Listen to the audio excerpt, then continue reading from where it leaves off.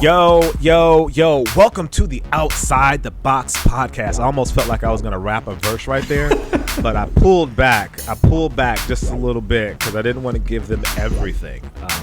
We've got to keep some stuff in the stash for later down the line. But anyway, I just want to say thank you guys for listening to the Outside the Box podcast. I am Jacques Slade. We appreciate you guys listening / watching if you're catching us here on YouTube. This has been an amazing ride. This show is just getting better and better every week, and a lot of that is because of you guys, your comments. They really, really make this show better, and we're super thankful for that. Again, I'm Jacques Slade. I am the sort of kind of host guy of the show. I'm the guy that does the majority of the introductions part of the show. It's like if this was a college class, I would be the TA and these two would be the professor. I'm just the guy that tells you where to sit in class, and these are the people that give you the education that you need to grow bigger, better, and stronger. Of course, I'm talking about Nick Engvall and Tiffany Beers. So Nick, go ahead and tell them where they can find you. I don't know if I could think of myself as a professor. But okay, thanks for the intro. You can find me at Nick Engvall on all platforms, or my site Sneaker History at Sneaker History on all platforms. But really, I'm just more like, I guess, like in Jacques' example, like a desk leg or something like that, holding up so Tiffany can tell them where they can find you, Tiffany. Yeah, I think I'm the one grading the assignments. Yeah, for sure. Tiffany Beers. I've been in footwear for over a decade. I used to work for Nike, Tesla, and Rubbermaid, and I may have ridden on Daytona's racetrack on the back of a superbike and went 177 miles an hour. So there's two things in there I'm going to interrupt. First, I love how she just drops the Tesla plug. Just like, oh yeah, I've worked at Tesla. I've been there, done that. And then the fact that you just throw around this race car stuff. See, last time we heard about you in race cars, it was just like, oh, I've been like part of the pit crew. And that's one thing. But it's another thing entirely to be like, oh yeah, and I went 140 miles an hour around the racetrack. Could you please, I'm curious. Please explain that, and why weren't you in fear of your life? Well, it was on the back of a motorcycle, and you guys remember Michael Jordan Motorsports? Oh, yeah. Yes. So we were helping them with some product and for designs on the bike, and I had an opportunity to meet with some athletes, and they said, hey, you want to go for a ride on the back of the 2-Up motorcycle? And I was like, sure, why not? It was terrifying. It was really terrifying, but it was super fun. So yeah, they give you a ride on the back of Jason Pridmore. Wow. He is pro super bike rider, and we went 177 miles an hour. Oh, 177. I said 140, so I discounted you 37 miles. So I apologize for that. So another takeaway from that, I love how this onion's just unraveling now. So you helped design the bike. No, I was more of a kind of production assistant. Mark Smith would design the kind of the colorways of the bikes and like some of the graphics and things that would go along with it on their leathers and on the gas tanks and all kinds of stuff like that. Is that still around? Oh, good old Smitty. Yeah.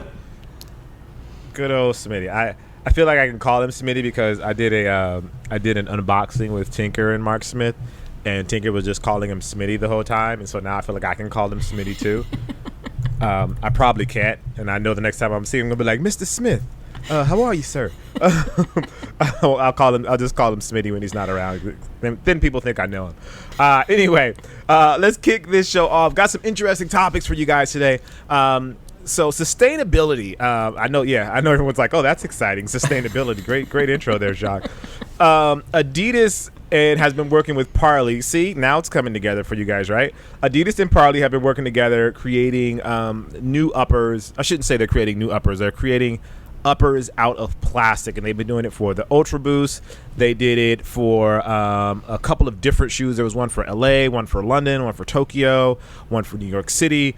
And this is a bit of a movement because they're helping to keep the earth clean, and they're what they call upcycling materials to use on the shoes. And I know Nike has actually been doing this as well, but Adidas is taking it a step further, and they're saying that they're going to be using plastic on their shoes like completely by the year 2024. So, Tiffany, I'm going to tap you on this one just to kind of tap in and explain to us what that means when it says Adidas will only use recycled plastics by 2024. What do you think that means as an engineer?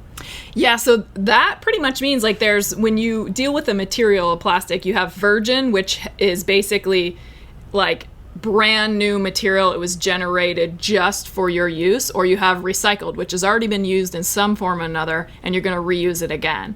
That means they're not going to use any virgin material whatsoever in their product. And they also say they're not going to use it in their offices, retail outlets, warehouse, distribution centers. So that means like all their furniture, like just about everything has to be from recycled content. That is an incredible statement to make. I absolutely love it. It's a large challenge, though, that is for sure, because you don't get the same properties, especially when you're talking about performance footwear or performance sportswear products. You don't get the same properties out of recycled material that you do virgin material. Like virgin material, it's been engineered for that property. Once it's been recycled once, you generally, there's some contamination, there's some dirt, there's some other things going on, plus it's already been processed once. So It will never be kind of new again, but it'll be fascinating to see how they implement it. I can't wait for it. Yeah, I think it's totally awesome. I mean, I think the article says it'd save an estimated 40 tons of plastic per year, which is just like unfathomable. Right. But I think the other thing that's kind of interesting, there's a like tidbit down towards the bottom of the article, basically says that by spring and summer of 2019, 41% of the apparel line will already contain recycled polyester. So it's just huge steps. Yeah. So Tiffany, can you, and this is going to be a bit of a chemistry lesson, but can you do like a layman's term for like, what does that mean? Like 41% recycled polyester? Like, what does that mean when it comes to plastic and like the materials, and like, how does that work? Yeah, so you have to pick that statement apart just a little bit. So Adidas said its apparel line for the spring and summer of 2019 will contain around 41% recycled polyester. So we don't know if there are silhouettes or items that are 100% recycled, and that 40 out of 100 will be the recycled ones, where the rest will still not be recycled. Like, we don't really know what it means, or does it mean like there's a label on a product that is recycled, or some of the fibers are recycled, or maybe the outsole's recycled. So you kind of don't know. I guess you can just assume that of 100% of what they're going to have on market in those 2 seasons, somewhere in there, almost 50% is recycled, which is unheard of. Phenomenal. And polyester, that's like a thread basically that they use, right? Yeah, polyester is probably the most common fiber that you'll find. It's just really easy to use. It's really easy to process. Like all of your yarns that are like threads in the store that you can buy at like Joann's or anything, like almost 100% polyester. There's some nylons and some specialty ones, but mostly everything's polyester. Most of your fabrics are made out of polyester, your shirts and things. It's just a really great plastic that gets extruded and spun into yarn.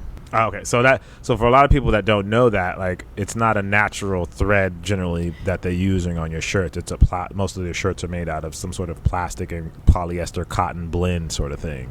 Yeah, so cotton generally is a natural spun fiber, but polyester, nylon, spandex, those are all synthetic plastic fibers, if you will, that are different formulas of materials. Got it. So, and this is something I try to explain in my videos as well. When people think about prime knit, they often think about the thread in particular, but it's not. But prime knit isn't the thread; it's the actual way that the knitting is happening.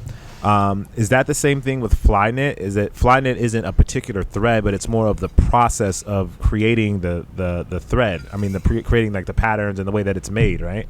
Yeah, it's more of the process that it's constructed. So the Prime Knit and Flyknit, they're both referring to knitting machines. And now they may knit differently based on what they've developed over time, but they all use threads or fibers. Generally, you call them fibers. And the fibers can be all kinds of different, like there's stretch fibers, there's bondable, fusible fibers, you know, like in Adidas's AM4LA, they fuse bond that upper to the tooling. And someone wrote a comment saying that it was actually using fused, so it's basically a fiber that has adhesive on it that will automatically stick to something. So yeah, knit process just contains a whole bunch of fibers, just like woven. Like the woven process contains a bunch of fibers to make flyweave, which is Nike's woven fabric. So right, got it. So for, let's say, you mentioned kind of like the, I guess like in like more layman's terms, like I guess like the pliability of plastic that has been recycled is a little less. I don't know what the word would be, but like, is that going to affect performance? Like, I think of like, you know, like the top tiered athletes in the world obviously expect a very consistent feel and performance out of their shoes and their apparel, right? So is this more challenging then from a engineering standpoint? Absolutely. I mean, generally when you're going to use recycled content, you use a percentage of virgin content and a small percentage of recycled so that you still get most of the properties of the virgin material. In this case, it sounds like they're going full recycled, so they will have to adjust and modify their processes to work with that material. If you look at the AM4LA, I just reviewed it actually, posted it today or yesterday.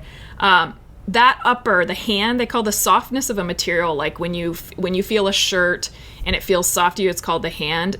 That hand of recycled materials is generally a little more abrasive, a little rougher, not quite so soft, not quite so pliable. Yes. And so from a performance standpoint, it will definitely be a challenge. However, you've seen some amazing materials moving forward, and materials of focus if we want to get more sustainable, and many, many companies have been. So like we were talking earlier about cushioning and Boost versus React, you know, the chemical companies are working on creating new foams for better performance. Well, same thing, those same chemical companies and the same plastics companies are working on new fibers to get more sustainable. Like that'll be a constant that we see in these industries moving forward. Interesting. So when you guys, so like for the Parley stuff, a lot of, you know, just to kind of further along this explanation, is that when they say this, the Parley shoes, like it's the fibers that are made out of the Parley plastic that they're recycling, not actually the shoe isn't made of plastic, but Parley is providing the fabrics that are helping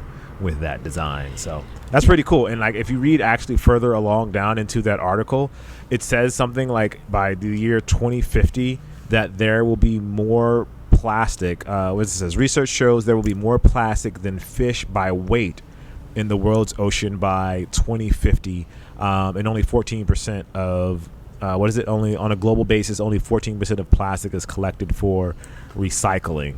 That's crazy. As compared to, which is compared to 50%, 58% of paper and 90% of iron and steel is recycled, which is pretty insane. And this kind of all goes like, I think we all rely on plastic in a way, and we don't necessarily think about it that way, about how much plastic we use in our everyday lives.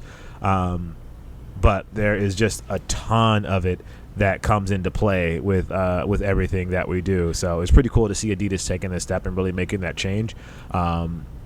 And I think it's obviously better for the world, which is obviously a big deal. Yeah, got to change the world. I think it's cool to see companies get behind this too. Like I just not too long ago read an article saying that Seattle is going to ban plastic straws in the city, and I know that Starbucks is trying to eliminate plastic straws from its stores over the next whatever amount of time. And then even in this article, like they talk about IKEA and McDonald's, you know, taking like single-use plastic out of their stores and restaurants, and like it's just, you know, like personally, this is like something that's I'm very passionate about, just because you see so much of it, right? And like we're so kind of wasteful. It's just cool to take something like that and turn it into a positive, because I feel like we touched on this on a previous episode, but I feel like there's so much more that that brands could do like this. It might be challenging. It might mean that they have to employ a few more engineers or whatnot, but it also, like, those challenges are what, like, kind of in my opinion, like, give them like a definite competitive advantage over brands that aren't aggressively going after these kind of like things that affect our world so much.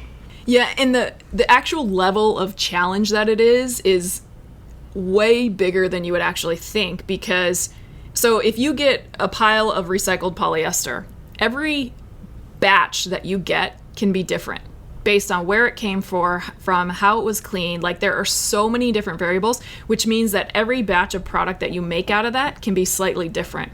So your quality and your ability to recreate the same thing over and over becomes very, very complicated.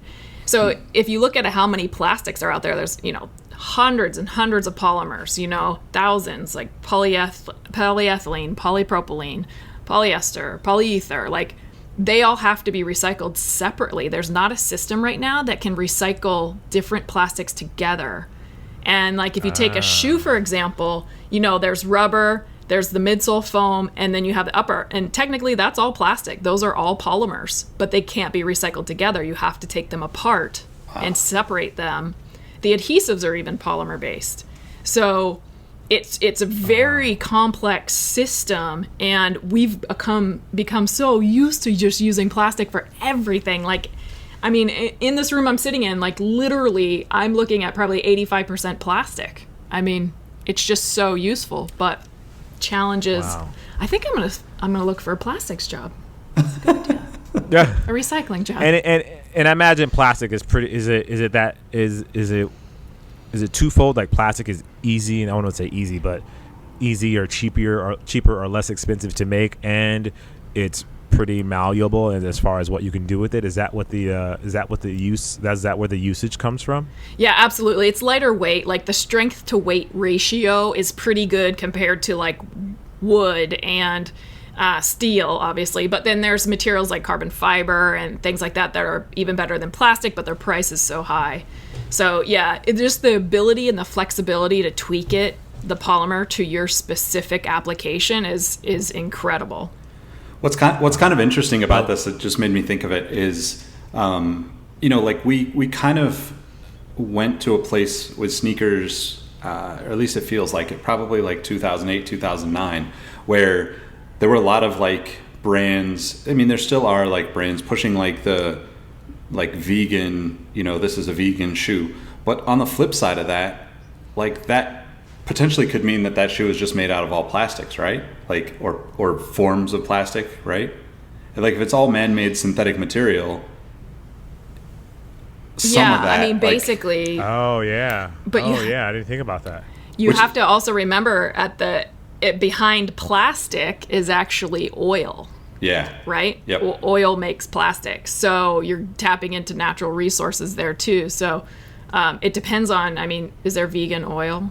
I guess it could be vegan. No, the reason why I thought of it is because I just remember like a couple of like Air Max 90s that were like, when they hit the blogs back then, it was like a big deal that they were vegan Air Max 90s. And there's plenty, like, all the brands have done some form of that, kind of marketing it in a way that makes it sound like it's better for, animals or for the environment or whatnot. But like, at the same time, like, I think like all of these things have like a double-edged sword of some sense. And like, this conversation is great. Like, for me, like, I'm just learning so much about it, because I mean, to think that all of those things, all those different various plastics have to be recycled independently of each other is like kind of bananas, because I would think of them, like, like, this is very simple, but like, I think of like, if you had to start a fire, it doesn't really matter what the wood you put in the fire is, right? Like, you can throw all types of wood in it. You just need to burn the fire to, stay warm or whatever. Right. Yeah. I was trying to think of an analogy that works, but I haven't yet. All I can think of is food-based ones, and that's just gross. So basically, the other thing you have to think, if you have a jersey or a shirt that's 100% recycled polyester, the second time that it gets recycled, now that material's been recycled twice. And then the third time it gets recycled, it's 3 times. Like, the further you get from virgin material, the properties get worse and worse and worse. And there does become a point where you can't use it anymore, or it has to be such a low percentage, or it really impacts your color or your properties entirely. Wow. So I'm curious to see how they're gonna work with that and how they're gonna recycle too, because I mean, if the whole world gets on board and does a good job, we might run out of recycled materials. Wouldn't that be amazing? Yeah, it'd be a great problem to have. That would be amazing. Yeah, my buddy AJ, she just went on a ship, on a research vessel, and they went out to like these islands that are literally out in the ocean, just made of plastic, and seeing how they impacted animals and stuff like that, like animals with like plastic caught around their necks and that are eating plastic and that have like bellies full of plastic, or animals that die just because they have these. It's crazy. It's pretty crazy how much plastic impacts our planet, and I don't think people realize it, or because it's not something that's visible, because we just kind of throw it away and it goes to a trash dump and we don't see all of it. But it's pretty crazy, and the fact that like these sneaker brands are really taking an effort at least to really help fix that situation and fix that problem is commendable. I didn't think it was as hard as you just told us it was, Tiffany. In my mind, they just got all the plastics and put them in a giant pot and stirred them all together and squeezed them out into a new shoe, in my mind. But obviously, that's why you're on this show, and I'm just the guy with the sexy voice. So keeping that in mind, I think that's pretty cool. So shout out to Adidas and everyone that's making that move. Now, talking about putting everything in a pot and squeezing out a shoe, Big Baller brand is a part of Skechers. That was a terrible transition, and I just wanted to say Big Baller brand in there somewhere. So Brand Black is actually parting ways with Skechers. I don't know how many of you out there know this, but Brand Black is actually owned by Skechers, or was previously owned by Skechers, and Brand Black is actually who does the designs for Big Baller brand through their offshoot creative design agency. So in my mind, Big Baller brand are Skechers. How accurate that is probably none at all, but I'm throwing it out there just for you guys to listen and to take somewhere else and say that you heard it on this show.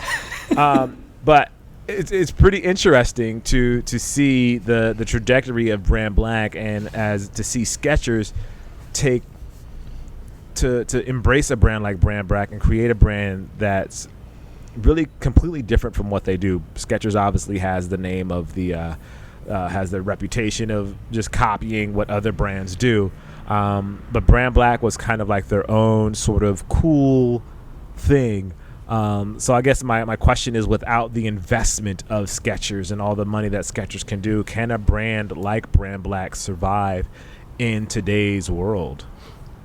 I mean, I think it'd be tough, right? Like, Brand Black obviously has a much bigger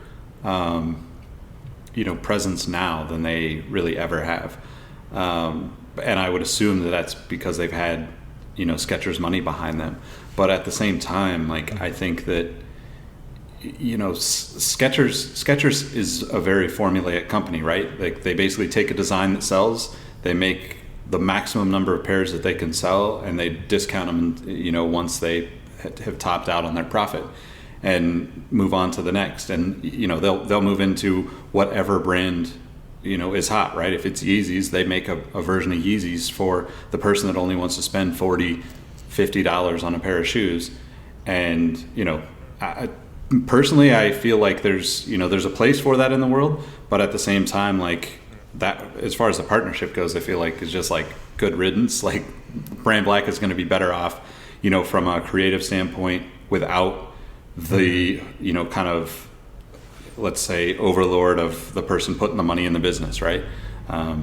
Because they came from a very authentic place. It was a very, I think the I'm pretty sure, I can't remember the guy's name, but I'm pretty sure he's from like the family that started Kenzo, the Paris fashion brand, which, Yep. you know, like that's a long line of fashion oriented, you know, kind of people. And I definitely remember seeing interviews where he was talking about, you know, collecting Nikes and Jordans back in the day. So I don't know, Tiffany, do you think that money behind a brand is, you know, like how important is that? Oh man, that's a great question. This is obviously purely from my own perspective. I don't really have a ton of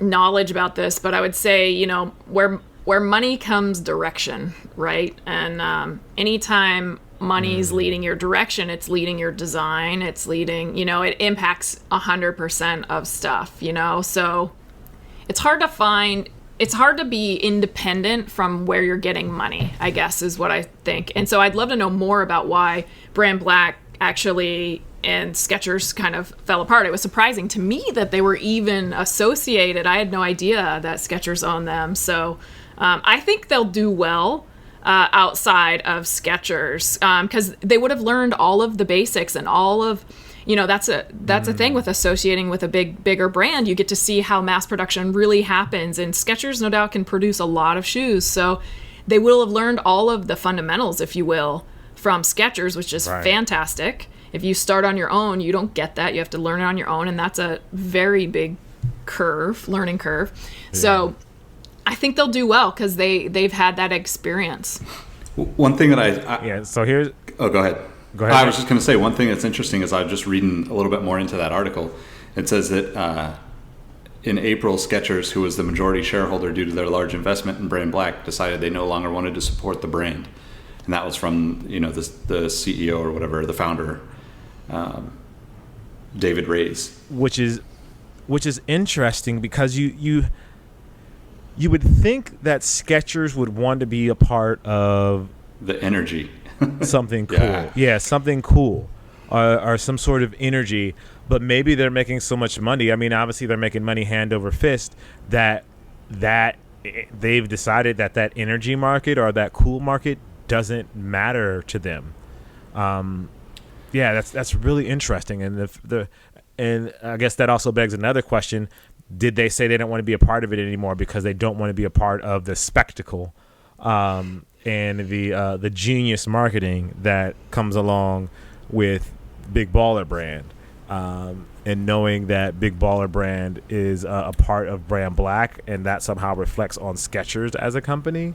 That's interesting. That could definitely be the case because, you know, just thinking about the people that I know that are familiar with, you know, LeVar Ball and all of that kind of stuff, the age range that appreciates him or finds him entertaining is absolutely younger, you know, like I would say like teens to 20s, you know, some into the 30s. But I would argue for Skechers as a brand, their target audience is probably 40 to 60 year olds. Like that's, you know, it's someone who wants to have something that, you know, looks kind of cool, but they don't really care if it's a real brand name, you know, not that Skechers isn't, but like they're not wearing it for the brand name, right? They're wearing it because they think it's comfortable and they think it looks okay. So that, you know, like LeVar Ball could be absolutely, you know, part of the reason of that, and Big Baller Brand being associated with Brand Black could be, you know, like the polarizing thing that, you know, Skechers kind of just said, we've got to back away from this. Yeah, that's super, super interesting. It makes me, now I'm really starting to wonder why Skechers would pull away, and I'm curious. So I don't think that, I mean, it takes money to be the popular or the heat product, right? Like it takes a lot of money to get those collabs and all that stuff to come together versus the money that you get from it. Like Nike and Adidas, they're so big, they have enough money to like do that inspiration stuff off to the side and kind of make it happen, and it doesn't necessarily impact their bottom line. But a company like Skechers, you know, they're at a lower price point. They sell a different kind of product. it might have just simply been a business decision that they didn't have enough funds to support it in the way that they wanted to be supported. You know, you have to pay all the influencers. You've got a lot of different costs associated with that. Yeah, most definitely. I mean, and I think too, like the markets are so drastically different for a Brand Black shoe and Skechers, right? And or even like Big Baller Brand, throw that in the mix, right? Like it's going to fall on the Brand Black side, but Brand Black is you know, a very boutique type shoe type company, right? Like that's pretty much everywhere you're going to find them is, you know, in like the smaller stores, maybe like the higher end, you know, big box stores. But I just think like the partnership seems odd thinking back on it now. Like, you know, I wonder at what point Skechers got involved, and, you know, like it absolutely seems, you know, looking at like you said, like, you know, the money is like driving everything, right? So like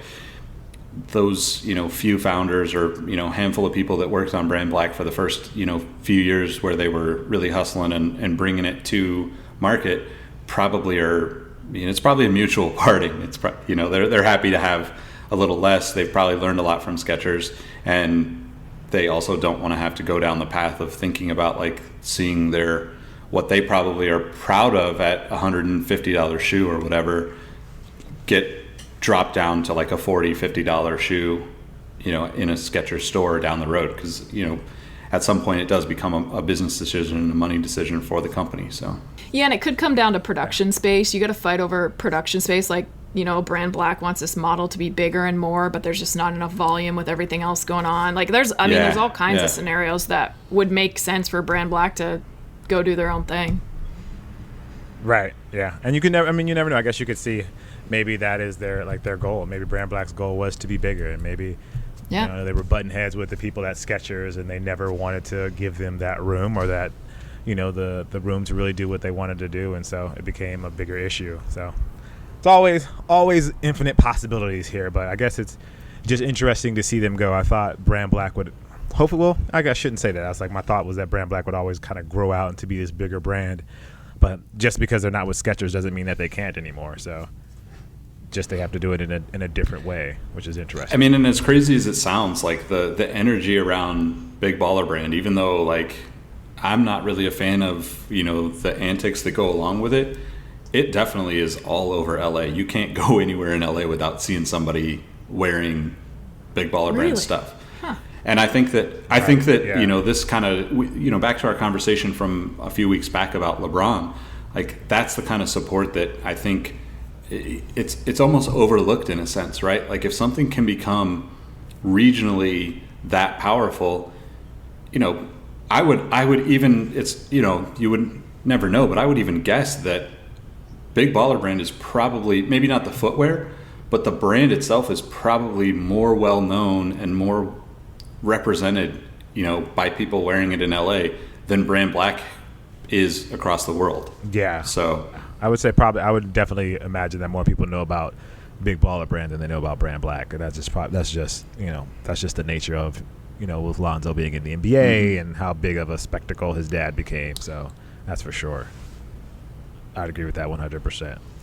But moving on from Big Baller Brand, Jordan did a collaboration with Vogue, or Vogue did a collaboration with Jordan. I don't know exactly how to put that, but the Jordan Brand folks, they have a collaboration coming out with Vogue, I guess is the way that we're going to put it. But so really, it's an interesting take because women are a big focus in the sneaker world right now. If you look anywhere with the marketing, with the messaging that we're getting on TV, that it's a heavy focus on women, which is awesome because there are a lot of women sneakerheads that don't get the shine that they deserve, but they're becoming a bigger focus in the world today. And so this latest collaboration with Vogue is a little out of nowhere, just because it's with a magazine, and so that's a little bit odd, at least in my eyes. I guess I can see Vans and Thrasher doing some sort of collab, but with Vogue, it just seems weird.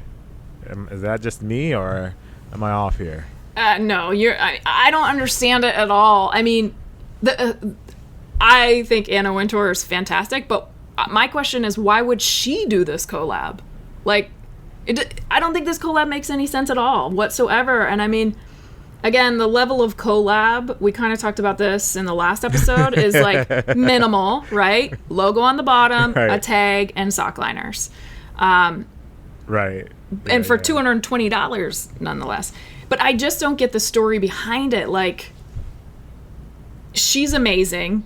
Brand Jordan's amazing. I don't, like, does she have a passion for Brand Jordan and we just never heard about it? Does she wear sneakers? Like, I don't think she probably wears sneakers. Wow. You know, like, help me understand why this makes sense at all. I mean, I kind of like the shoe, but, like, I don't know. I don't know. There's so many other women they could have picked for the very first collab to just been like, man, amazing. Yeah, I think. Yeah. I think that. Go ahead, no, Nick. I think that there's definitely. You know, I think what they're trying to say is that, you know, let's say in this storyline that they're kind of putting together, right? Like Anna Wintour, okay, is like cool. It's been signed off from the very top, and that's kind of the nature of stories at Vogue. That's kind of the nature of stories at any magazine, right? Like you're going to run it through, you know, a handful of people, then it's going to get to the next level. It's going to go to, you know, like maybe an executive editor, then it's going to go to, you know, potentially if the story's big enough, it's going to go to like the Anna Wintour of whatever company you're writing for. And I think what they're trying to say is that the Jordan 1 in itself was, you know, the first kind of the writer's, you know, version of the Jordan 1. And all these changes, you know, the zippers and the, you know, the hang tag and all that extra stuff and like the various changes that they made to the Jordan 1 are like as if she, you know, as if it got passed up the line of editing and she kind of signed off on it with, you know, the AWOK saying that this is her you know, final version, you know, final edit of the story / shoe. That's what I'm trying to, or seeing that they're trying to do. I don't know that it works, but you're trying pretty hard. Yeah, exactly. Yeah, I guess my thing is I guess I don't see the link to Jordan in any way at the end of the day. It seems like there's always, with Jordans, there seems to always be a tie to him, to his game, to one of his moments. And maybe I just missed it where the moment happens with him. I get that they want to do women's colorways, and like that's fine, but a collab with Vogue, just, I don't know. It feels like it's just two big brands linking up, and there's really no true, and I hate to use this word, synergy between them. There isn't a real tie between the two. I think they're just saying, oh, this is a women's Jordan. It's the Air Jordan 1 High Zip, and women read Vogue, so let's make a edited by Vogue line of Jordans, when like it just doesn't make sense again. I mean, it's but again, it sounds like somebody, you know, in marketing or, you know, that side of the business was like, well, we're trying to get, you know, deeper into the women's business. We're trying to push the women's business. Who has the authority in women's fashion? And they went, oh, of course, Vogue, right? And, you know, Vogue. We all saw the, you know, Devil Wears Prada movie, so like that's the person that you want to collab with, or whatever it is, you know. I mean, really, like that's probably it, right? So they're probably just thinking, though, this is the easiest way for us to reach as many people as we possibly can in this space. But I mean, I think like if I think the shoes themselves actually are really cool without the Vogue tie, like the zipper and you know, like the hang tag and the tongue tag being different, having this like kind of exaggerated tongue on it is really cool without the Vogue name attached to it, personally. Yeah, I mean, first of all, tell me a woman designed that shoe, please, because now it's going to be famous because people won't understand collabs and they won't understand that the shoe already exists, so they'll think that Anna Wintour designed that shoe or something, you know. And like, as whoever the designer is, and I hope it's a woman, but I don't know, I couldn't figure out who it was, that, you know, they're not going to get any credit for it. And tell me the story about how that designer worked with Anna Wintour and why they designed it in this way. You know what I mean? Like, tell me that story. Give me, like, I don't care. Like, just put Anna Wintour's name on a Jordan. Like, give me a break. It kind of pisses me off, right? Obviously, because there's so much opportunity for it, and just slamming two big brands together without a story is garbage. That's not okay. Like, come on. Jordan Brand does way better than that in storytelling, and I expect it in the women's especially in the women's. And it really was like I feel like somebody was at a meeting and was like, how do we get Jordans into Vogue? Someone was like, let's make a collab with Anna Wintour. That'll get him into Vogue. And now these Jordans will definitely be in Vogue. Yeah. Yep. And it was probably an email. She was like, add a tongue tag and put my signature. Done. Did they even meet, you know? A little funny you say that. It says they have 4 shoes, the 2 1s and then the 2 3s. And it says the metallic black tweed was well received at another meeting in New York, but Vogue's editors requested an additional red version, resulting in 4 shoes. Anna Wintour drew an arrow on the illustration to show that she wanted tweed on the heel as well. So it really was like Anna Wintour, like, I don't even know. I feel like they never even met her. She was just like, okay, that's cool. Let's do it. And someone sent her shoes and she was like, I'm going to draw an arrow because I want tweed here. And they put tweed there, and now it's a collection. Yeah, but you know what? She has a collection, I don't. So who am I? You know what I think is the most, I don't know, I feel like the most slap in the face part of this to the entire like women's brand of what Jordan's trying to push, Nike, is that they already went out with collaborations before, right? Like yes, with athletes. Laylee May, like athletes like Maya Moore should have been involved in this. Like they're bringing back the 23. That shoe is like almost as popular with her colorways because it was like kind of the start of, like, not the start, but it was like when player exclusives in the WNBA were elevated to like mainstream sneaker, kind of stories and success. And like this seems like a total like disrespectful move to all of those people, in my opinion. So this is classic, right? Classics versus heat, right? So like I've been in the game a little while, and this is like annoying to me, right? But to most of the people reading Vogue, they will have probably never bought a sneaker like this in their life, right? If they have, it was like a running shoe. So now you're going to see women's sneakerhead grow massively, I think, because of this. And that's probably what they were going for. They probably didn't care necessarily that the story, anyone cared about it that's been there, that's already a fan of the brands, you know? Right. This is more about expanding the brand to those who are not in the circle, those who won't be listening to this podcast probably, if we're going to keep it 100. But that is what it is. So just for those out there that are interested in the collection, these will be available starting July 21st at, I don't even know how to say this store name, Hirschleifers, I don't know. Kith, Nordstrom, and at Jumpman doors like 306 Young in Toronto, 32 South State in Chicago, and they'll also be available on sneakers on July 23rd. And then the 3 will be available starting September 7th, I assume, at those same locations anyway. So with that being said, guys, this is another episode of the Outside the Box podcast. I am Jacques Slade. You can find me all over the internet at Cousteau. And again, this show would not be what it is without the other 2 that are on this show. Again, I am the teacher's assistants, and they are the professors, Nick Engvall and Tiffany Beers. Nick, tell them where they can find you can find me on all platforms at Nick Engvall, NickEngvall, and on sneakerhistory.com at sneakerhistory on all platforms as well. But mostly I'm just kind of the third wheel here, and Tiffany's the star of the show. So Tiffany, let them know where they can find you.